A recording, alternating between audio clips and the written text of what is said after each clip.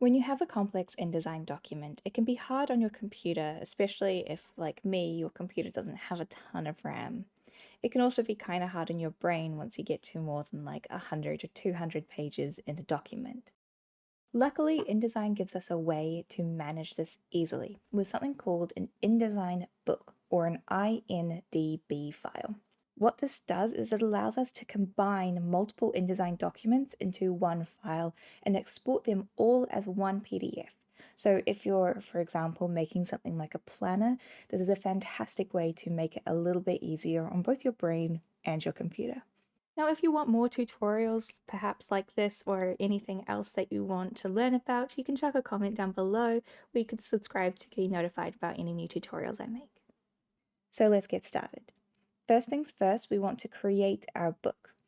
To do that, we just go File, New, and then we find Book. I'm going to call this Planner. And you can see I've already got some InDesign documents in here. These are the ones I'm going to be adding into my book. So I'll save that. And it will open this interface here. So now we want to add our documents to this. We can click on this hamburger menu here. Oh, let me turn on my mouse tracker. And go Add Document.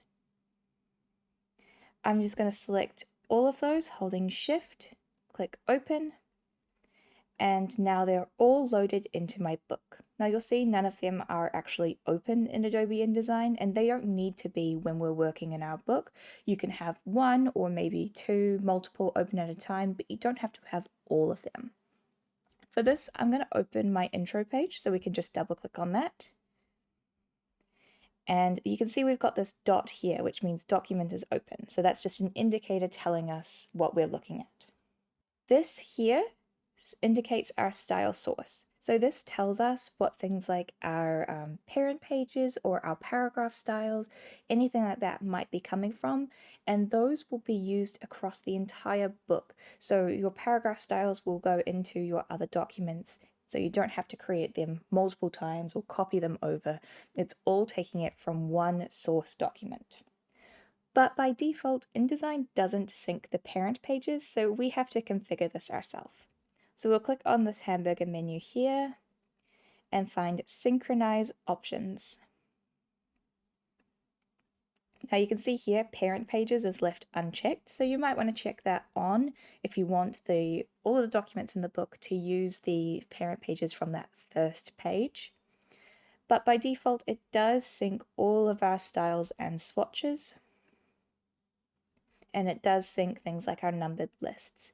I'll just click OK. And now I'm going to add something to the parent page so we can see how this works in action. So I've double clicked on my parent page and we can see we're on here because down here it says a parent. I'll just type a very big word. Let's make that very big. So that is now on the parent page of my intro page, which as we can see here is my style source. And why don't we add a paragraph style to that as well so we can see exactly how that works. I'll just call that word.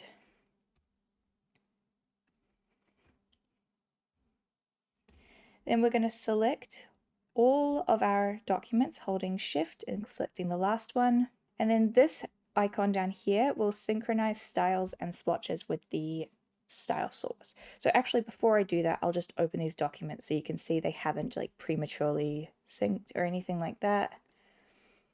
They haven't. So we'll select all of those, click this button here, and it says synchronization completed successfully. And you can also see, you might have noticed that we get this little asterisk next to the name. So that means that there are unsaved changes in those documents. So I click on it, now we have the parent pages, they're all synced up. And if we click in our paragraph styles panel, we have that paragraph style there. So now that we've gotten the basics of how this works, how everything attaches to each other, let's look at how we hyperlink across these documents. So just so that we can tell the difference between the documents, I'm going to place a colored square on these pages so we can just see And we'll make sure they're different colors so we can actually tell what colors they are. And I'm just going to make a rectangle here. I'll fill it with color to make it easier to select. We'll right click it, find hyperlinks, and then go new hyperlink. Now it says link to URL, we will change that to page. And we'll change it to the January to June document. Now this goes to page 2 because my page numbering continues on. I can show you how to turn that off if we want, but for now we'll just put it on page 2. And if you don't have the documents open, you won't see these documents here, but you can click Browse, find your document from your book, and that will open it so you can hyperlink to it. I'll click OK, and we can tell it's hyperlinked because there is this dotted dashed line around it.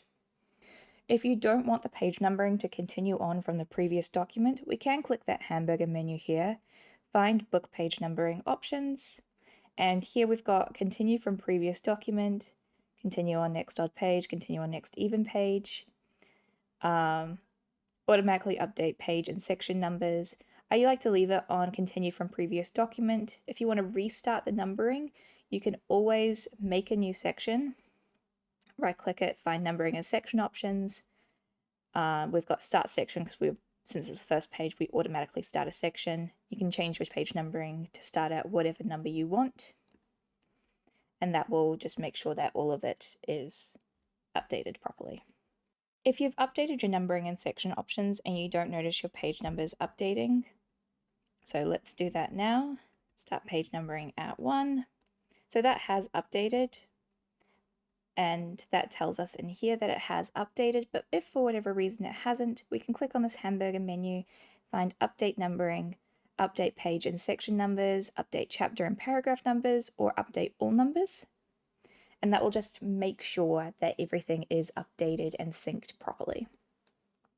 So now that we've got that hyperlinked, let's export it. First, I'm going to make sure that all of my document pages are saved.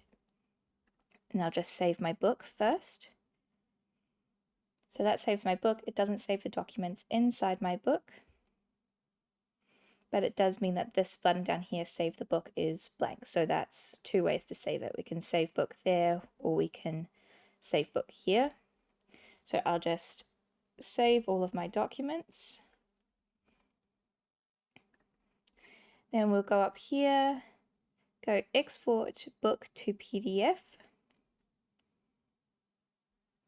I've got my format as a print PDF. You can do it as an interactive PDF if you want. I just prefer to do a print PDF because I find that it gives me greater control and allows for more minute control over things like the color conversion or anything like that. So I'll click save. And anything you can do in an interactive book, you can actually do in a print PDF. So when you save as a interactive PDF, some things will be turned on automatically, but you can turn them on in a print PDF. So we'll go from high quality print, and I'll include the hyperlinks, and then that will just make sure that my hyperlinks work when I export my book into one PDF.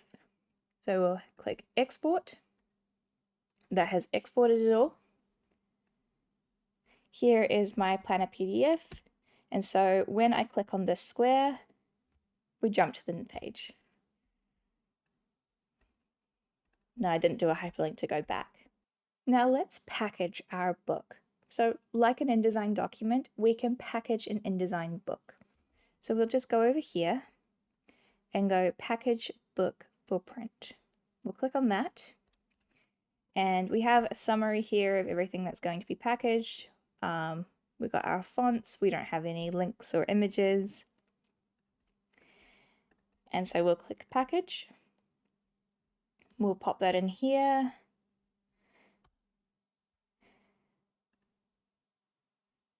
And now we have a folder.